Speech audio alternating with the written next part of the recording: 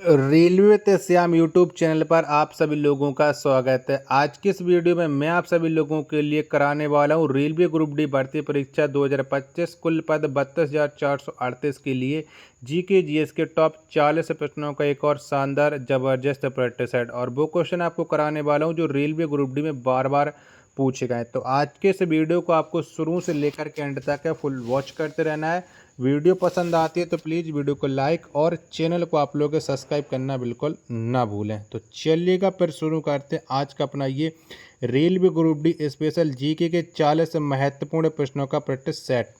तो पहला प्रश्न है कि सत्य के साथ मेरे प्रयोग के लेखक कौन है। तो बताओ किसके द्वारा इस पुस्तक को लिखा गया सत्य के साथ मेरे प्रयोग। तो इसको लिखा है M.K. गांधी यानी महात्मा गांधी ने।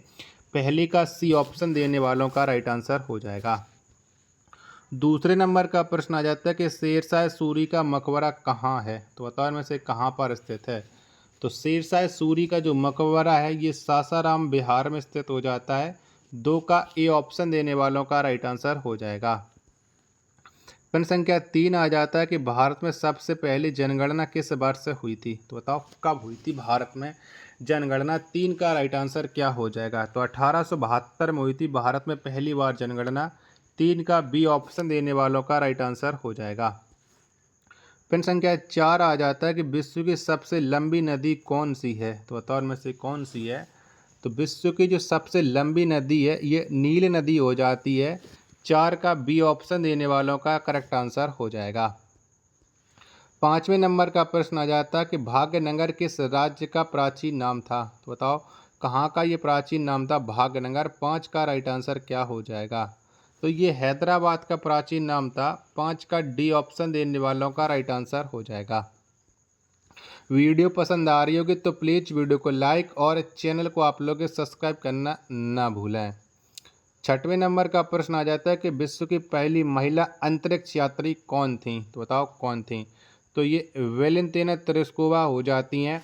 6 का सी ऑप्शन देने वालों का राइट आंसर हो जाएगा। 7 नंबर का प्रश्न है कि भारत में सबसे पहला रेडियो प्रसारण किस वर्ष हुआ। तो बताओ कब हुआ। तो भारत में सबसे पहले जो रेडियो प्रसारण है ये 1927 ईस्वी में हुआ। 7 का बी ऑप्शन देने वालों का राइट आंसर हो जाएगा। अगला प्रश्न प्रश्न संख्या 8 आ जाता है कि ऑस्कर अवार्ड जीतने वाले प्रथम भारतीय कौन थे। तो बताओ कौन वो भारतीय जिन्होंने सबसे पहले ऑस्कर अवार्ड जीता था। तो ये भानु अथैया हो जाते हैं। 8 का ए ऑप्शन देने वालों का राइट आंसर हो जाएगा। नेक्स्ट प्रश्न प्रश्न संख्या 9 आ जाता है कि रथ यात्रा प्रत्येक वर्ष कहाँ से निकलती है। तो बताओ में से कहाँ से निकलती है। तो रथ यात्रा प्रत्येक वर्ष पुरी में निकलती है। यानी 9 का सी ऑप्शन देने वालों का राइट आंसर हो जाएगा। 10 नंबर का प्रश्न आ जाता है कि नोबेल पुरस्कार कुल कितने क्षेत्रों में दिए जाते हैं। दिए गए विशिष्ट योगदान के लिए दिया जाता है। यानी सीधा सीधा प्रश्न आ जाता है कि नोबेल पुरस्कार है कितने क्षेत्रों में दिया जाता है। 10 का राइट आंसर आपको बताना है। तो ये टोटल 6 क्षेत्रों में दिया जाता है। 10 का बी ऑप्शन देने वालों का राइट आंसर हो जाएगा। 11 नंबर का प्रश्न है कि इलाहाबाद का वर्तमान नाम क्या है। तो बताओ क्या है।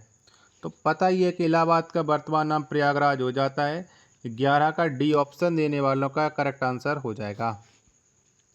12 नंबर का प्रश्न है आपके सामने कि सलार जंग संग्रहालय कहाँ स्थित है। तो बताओ कहाँ पर पड़ता है ये सलार जंग संग्रहालय। 12 का राइट आंसर क्या हो जाएगा। तो ये हैदराबाद में स्थित हो जाता है। 12 का बी ऑप्शन देने वालों का राइट आंसर हो जाएगा। 13 नंबर का प्रश्न आ जाता है कि भारतीय पुरातत्व सर्वेक्षण का मुख्यालय कहाँ है। तो बताओ कहाँ पर है। तो भारतीय पुरातत्व सर्वेक्षण का जो मुख्यालय है ये नई दिल्ली में हो जाता है। 13 का ए ऑप्शन देने वालों का करेक्ट आंसर हो जाएगा। 14 नंबर का प्रश्न आ जाता है कि किस राज्य के लिंगानुपात में महिलाओं की संख्या पुरुषों से अधिक है। तो बताओ किस राज्य में है। 14 का राइट आंसर तो ये केरल राज्य में हो जाती है। 14 का डी ऑप्शन देने वालों का राइट आंसर हो जाएगा। 15 नंबर का प्रश्न आ जाता है कि भारत किस गोलार्ध में स्थित है। तो बताओ में से कौन से गोलार्ध में भारत स्थित हो जाता है। 15 का राइट आंसर आपको बताना है। जब तक मैं आपको 15 के ऑप्शन दिखा रहा हूँ तब तक आप लोग इस वीडियो को लाइक करके चैनल को आप लोग जरूर सब्सक्राइब कर लीजिएगा। तो भारत है ये उत्तरी गोलार्ध में स्थित हो जाता है। 15 का ए ऑप्शन देने वालों का करेक्ट आंसर हो जाएगा। 16 नंबर का प्रश्न आ जाता है, गुब्बारा किस गैस से फुलाया जाता है? तो बताओ इनमें से कौन सी गैस से फुलाया जाता है? तो गुब्बारा है ये हीलियम गैस से फुलाया जाता है। 16 का सी ऑप्शन देने वालों का राइट आंसर हो जाएगा। 17 नंबर का प्रश्न आ जाता है, कुल्लू घाटी किस राज्य में स्थित है? तो इनमें से कौन से राज्य में ये कुल्लू घाटी स्थित हो जाती है? तो ये हिमाचल प्रदेश में स्थित है कुल्लू घाटी। 17 का बी ऑप्शन देने वालों का राइट आंसर हो जाएगा। 18 नंबर का प्रश्न आ जाता है, अधिकतम घने वनों से आच्छादित होने वाला भारतीय राज्य कौन है? तो बताओ कौन सा है? 18 का आंसर आपको देना है। तो अधिकतम घने वनों से आच्छादित होने वाला जो भारतीय राज्य है ये मध्य प्रदेश है। 18 का डी ऑप्शन देने वालों का करेक्ट आंसर हो जाएगा। प्रश्न संख्या 19 आ जाता है कि जगन्नाथ मंदिर का निर्माण किस शासक ने करवाया था? तो बताओ कौन से शासक ने करवाया था? 19 का राइट आंसर क्या हो जाएगा? तो जगन्नाथ मंदिर का निर्माण है ये चूड़ गंगा देव ने करवाया था। 19 का बी ऑप्शन देने वालों का करेक्ट आंसर हो जाएगा। अगला प्रश्न संख्या 20 आ जाता है कि महादेव पहाड़ी किस राज्य में स्थित है? तो बताओ इनमें से कौन से राज्य में महादेव पहाड़ी स्थित है? 20 का राइट आंसर क्या हो जाएगा? तो ये मध्य प्रदेश में स्थित हो जाती है। 20 का ए ऑप्शन देने वालों का करेक्ट आंसर हो जाएगा। प्रश्न संख्या 21 आ जाता है आपके सामने कि भारत का सर्वाधिक बड़ा तथा पुराना नौसेना जहाज कौन सा है? तो बताओ इनमें से कौन सा है? 21 का राइट आंसर क्या हो जाएगा? तो भारत का सर्वाधिक बड़ा तथा पुराना नौसेना जहाज ये विक्रांत हो जाता है। 21 का सी ऑप्शन देने वालों का राइट आंसर हो जाएगा। 22 नंबर का प्रश्न है, एशियाटिक सोसाइटी की स्थापना कब हुई? तो बताओ कब हुई थी? 22 का आंसर आपको देना है। तो एशियाटिक सोसाइटी की स्थापना ये 1784 में हुई थी। 22 का ए ऑप्शन देने वालों का करेक्ट आंसर हो जाएगा। प्रश्न संख्या 23 से आपके सामने कि आपातकाल की उद्घोषणा कितने माह की होती है? तो बताओ कितने माह की होती है? 23 का राइट आंसर क्या हो जाएगा? तो आपातकाल की उद्घोषणा है ये 1 माह की होती है। 23 का ए ऑप्शन देने वालों का राइट आंसर हो जाएगा। चलिएगा अगला प्रश्न आ जाता है प्रश्न संख्या 24 से कि दशमलव पद्धति के आविष्कारक कौन थे? तो बताओ इनमें से किसके द्वारा दशमलव पद्धति का आविष्कार किया गया था? 24 का आंसर आपको देना है। तो आर्यभट्ट हो जाते हैं दशमलव पद्धति के आविष्कारक। 24 का सी ऑप्शन देने वालों का राइट आंसर हो जाएगा। 25 नंबर का प्रश्न आ जाता है कि ऑल इंडिया मुस्लिम लीग की स्थापना किस वर्ष हुई? तो बताओ कब हुई थी? 25 का आंसर आपको देना है। तो ऑल इंडिया मुस्लिम लीग की स्थापना है ये 1906 में हुई थी। 25 का डी ऑप्शन देने वालों का राइट आंसर हो जाएगा। चलिएगा 26 नंबर का प्रश्न आ जाता है कि आनुवांशिकी का जनक किसे कहा जाता है? तो बताओ किसको कहते हैं? तो आनुवांशिकी का जो जनक है ये ग्रेगरी मेंडल को कहा जाता है। 26 का ए ऑप्शन देने वालों का राइट आंसर हो जाएगा। चलिएगा 27 नंबर का प्रश्न आ जाता है कि पटना का प्राचीन नाम क्या था? तो बताओ इनमें से क्या था? तो पटना का जो प्राचीन नाम था ये पाटलिपुत्र था। 27 का डी ऑप्शन देने वालों का राइट आंसर हो जाएगा। नेक्स्ट प्रश्न है आपके सामने प्रश्न संख्या 28 से कि मधुबनी पेंटिंग का संबंध किस राज्य से है? तो बताओ कौन से राज्य से संबंध रखती है मधुबनी पेंटिंग? 28 का राइट आंसर आपको बताना है। तो इस पेंटिंग का संबंध बिहार से हो जाता है। 28 का सी ऑप्शन देने वालों का करेक्ट आंसर हो जाएगा। नेक्स्ट प्रश्न संख्या 29 आ जाता है, कौन सी नदी पूर्व से पश्चिम की ओर बहती है? तो बताओ इनमें से एक नदी ऐसी है जो पूर्व से पश्चिम बहती है, बाकी के पश्चिम से पूर्व की ओर बहने वाली नदियां हैं। 29 का आंसर आपको देना है। तो ये हो जाती है नर्मदा नदी। 29 का ए ऑप्शन देने वालों का राइट आंसर हो जाएगा।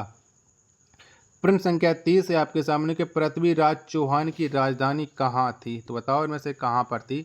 30 का राइट आंसर आपको बताना है। वीडियो पसंद आ रही होगी तो प्लीज़ वीडियो को लाइक और चैनल को आप लोग सब्सक्राइब करना बिल्कुल ना भूलें। तो बताओ प्रश्न संख्या 30 का राइट आंसर क्या हो जाएगा? तो ये राजधानी थी अजमेर। 30 का डी ऑप्शन देने वालों का राइट आंसर हो जाएगा। अगला प्रश्न संख्या 31 आ जाता है कि ओलंपिक पदक जीतने वाली प्रथम भारतीय महिला कौन थी? तो बताओ कौन थी?